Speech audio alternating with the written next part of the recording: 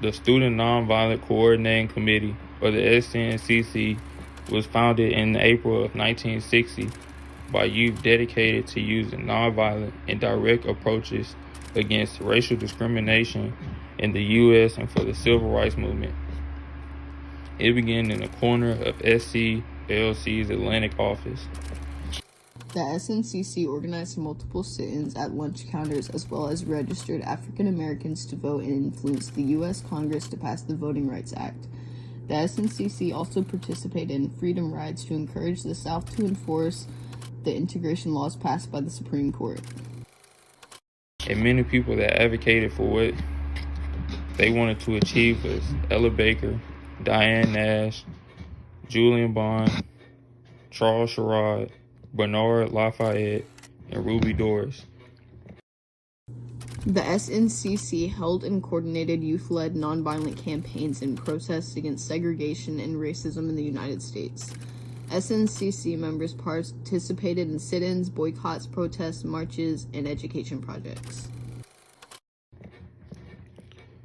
The SNCC fought for racial integration and equality, while Malala Yousafzai fought for women and the youth to be allowed in undiscriminated education.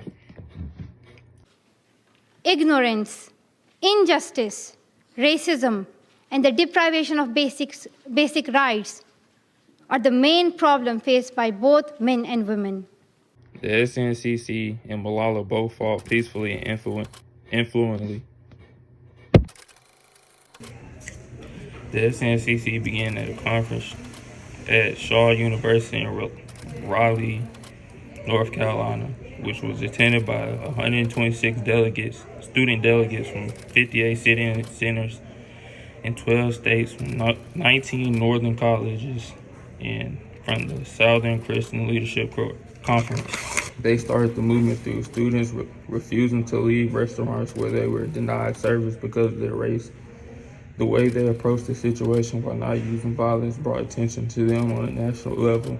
Governments to ensure free compulsory education all over the world for every child.